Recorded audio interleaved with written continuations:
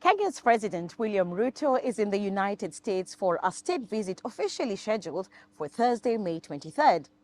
The Kenyan government says Ruto's American trip will run from May 20th to May 24th. Besides being hosted by President Joe Biden, Ruto is expected to meet Kenyans living in Atlanta, Georgia, and also pay a visit to Tyler Perry Studios. His tour is the first state visit by a Kenyan president to the U.S. in 2 decades and the first by an African leader since Ghana's then-President John Kufuor's visit in September 2008. Ruto's predecessor, Uhuru Kenyatta, made an official visit to the U.S. in October 2021 and was hosted by Biden. Kenyatta had also been hosted by Biden's predecessor, Donald Trump, at the White House in August 2018 and again in February 2020. Now, why is Ruto's visit to the U.S. classified as state visit and Kenyatta's as official or working visit? In the U.S., there are 5 types of visits accorded to topmost government officials.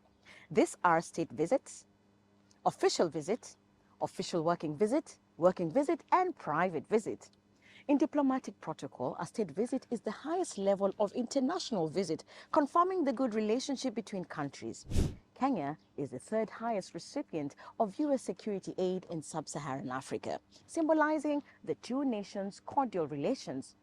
But who exactly determines the category of visit that a foreign leader is accorded? U.S.'s National Security Council and the State Department advised the president on the rank of visit to grant a foreign head of state. Okay, now what happens during a state visit to the U.S.? The guest is offered a room for 4 days and 3 nights at Blair House, the U.S. president's official guest house located 480 meters from the White House.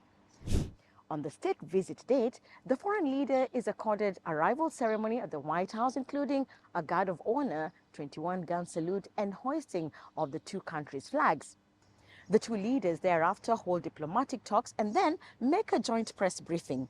Later, a state dinner is hosted at the White House.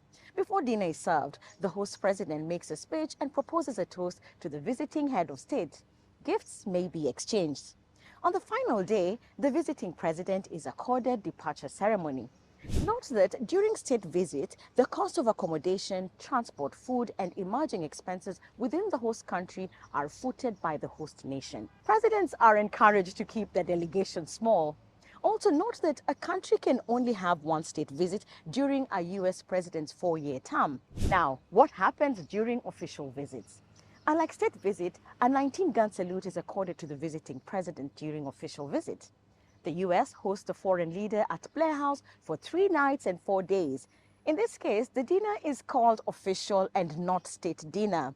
Official working visit and a working visit are largely meetings called by the host president. There are no dinners or luncheons for the guests. A private visit refers to when a visiting president makes a personal trip and might not meet his foreign counterparts.